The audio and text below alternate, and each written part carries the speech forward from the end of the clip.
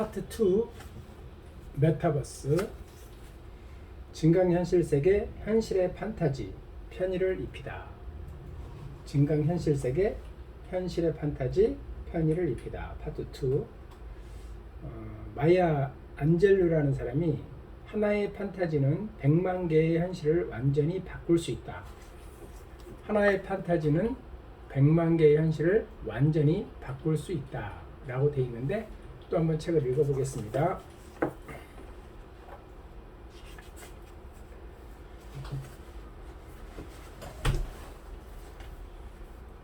현실 세계와 판타지 그리고 편의가 합쳐지면 증강현실 세계가 됩니다. 증강현실이란 개념은 1990년 후반에 처음으로 등장했습니다. 현실 세계의 모든 모습 위에 가상의 물체를 덮어씌워 보여주는 기술이 증강현실의 시작이었습니다. 몇 년 전 국내에서도 엄청난 인기를 끌었던 포켓몬고가 대표적 케이스입니다. 거리를 지날 때, 특정 상점을 들어갈 때 스마트폰 포켓몬 앱을 보면 현실 세계의 모습에 포켓몬이 나타나고 그런 포켓몬을 수집하는 단순한 놀이였습니다. 현실 세계에 가상의 물체가 덧씌워진 모습을 처음 접하는 이들이 가장 강하게 느끼는 감정은 신비함입니다. 스마트폰을 통해 보면 눈에 보이지 않던 이미지가 현실의 배경 위에 오버랩되어서 나타나는 마법 같은 모습에 놀라워합니다. 예를 들어 친구가 보내준 생일 카드에 인쇄된 마커를 스마트폰 증강현실 앱으로 스캔하면 애니메이션 캐릭터가 등장하는 축하 영상이 생일 카드 위에 입체적으로 재생되는 시기입니다. 증강현실 세계의 개념을 좀 더 세분화해 보겠습니다. 첫째는 앞서 설명한 대로 스마트폰 컴퓨터를 통해 보는 현실의 모습 위에 가상의 물체를 입혀서 보고 상호작용하는 방식. 이번 챕터에서 얘기할 알함브라 궁전의 추억, 나이엔틱의 지구 땅 따먹기 등이 여기에 해당합니다. 둘째는 현실의 물리적 공간에 어떤 기계장치 설치물을 놓고 그런 것들을 통해 현실에 존재하지 않는 판타지를 현실 공간에서 보여주는 방식입니다. 코카콜라가 만들어낸 눈 내리는 싱가포르 이 케이스입니다. 세 번째는 현실 세계를 배경으로 새로운 세계관, 스토리, 상호작용 구층을 만들고 그런 것들을 참가자들이 서로 지키고 소통하며 즐기는 방식입니다. 아트 시리즈 호텔의 스틸 뱅크시 도둑질을 장리해서 대박난 호텔이라네요. 아트 시리즈 호텔의 뱅크시. 야유로 나온 방탈출 카페 등이 여기에 해당합니다. 지금 얘기한 알함브라 궁전의 추억, 나이엔틱, 코카콜라, 아트 시리즈 호텔, 방탈출 등 각각의 관여에서 잠시 후에 자세히 말씀드리겠습니다.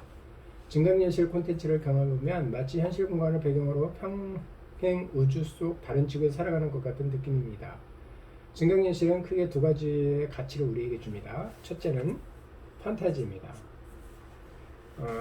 길거리를 다니다가 만화 속 포켓몬을 만나서 잡고 현실에는 없는 애니메이션 캐릭터가 현실의 생일카드 위에 입체로 보이며 내가 늘 지나다니는 익숙한 동네 골목에 공간을 지배하는 포털이 열렸다고 가정하거나 미술작품을 훔치는 도둑의 세계에 뛰어드는 등 현실의 판타지를 더해주는 역할입니다. 인간은 놀이를 통해 대략 20개의 감정을 느낀다고 합니다. 20개의 감정에는 매혹, 도전, 경쟁, 완성, 통제, 발견, 에로티시즘, 탐험, 자기표현, 판타지, 동료의식, 양육, 휴식, 가학, 감각, 시뮬레이션, 전복, 고난, 공감, 전율입니다. 메타버스에서는 우리가 이런 20개의 감정을 골고루 느낍니다. 다만 증강현실 메타버스의 경우에는 현실의 가상의 물체, 실제 물체 또는 픽션의 세계관이나 이야기 등을 덧씌워서 보여주는 판타지가 대표적 감정이라고 하겠습니다.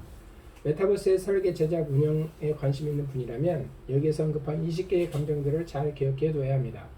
여러분의 메타버스에서 살아가는 사람들이 주로 어떤 감정을 느끼도록 설계할지, 또는 실제로 그들이 메타버스에 무엇을 느끼는지 관찰하는 게 중요하기 때문입니다. 둘째는 편의성입니다.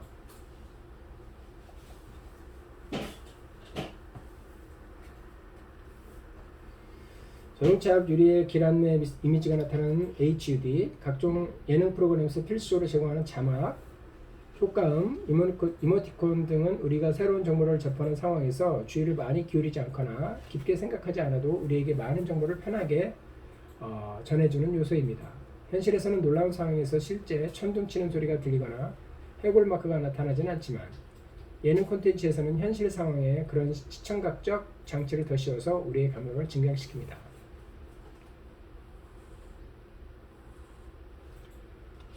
이번 챕터에서는 이런 내용을 얘기하려고 합니다. 인간은 왜 증강현실에 빠져들까요? 증강현실은 어떤 메타버스를 만들어내고 있을까요? 이 메타버스 속에서 무엇을 하며 어떤 감정을 느끼고 있을까요?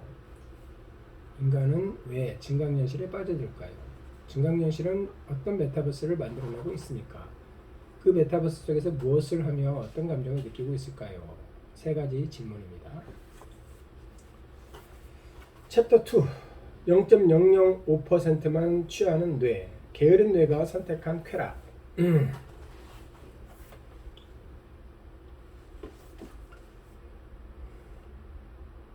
우리 뇌는 우리가 인지하는 정보를 처리하고 저장하여 무언가를 결정하고 몸을 움직이게 하는 무거운 책임을 쉼없이 수행하고 있습니다. 체중 66kg의 제 몸도 결국 두개골 속 1.5kg의 고깃 덩어리인 뇌에 의해 움직이고 있습니다. 인간의 뇌는 오감을 통해 들어오는 정보를 초당 1000만 비트 정도 받아들입니다. 너무 큰 숫자에서 이상하게 여길 수 있으나 피부를 통해서 들어오는 신호만 따져도 초당 100만 비트가 넘습니다. 비트라는 단위에 익숙하지 않다면 글자 수로 바뀌어 생각해 봅시다. 1000만 비트의 신호를 글자로 따지면 대략 100만 자가 넘는 어마어마한 양입니다.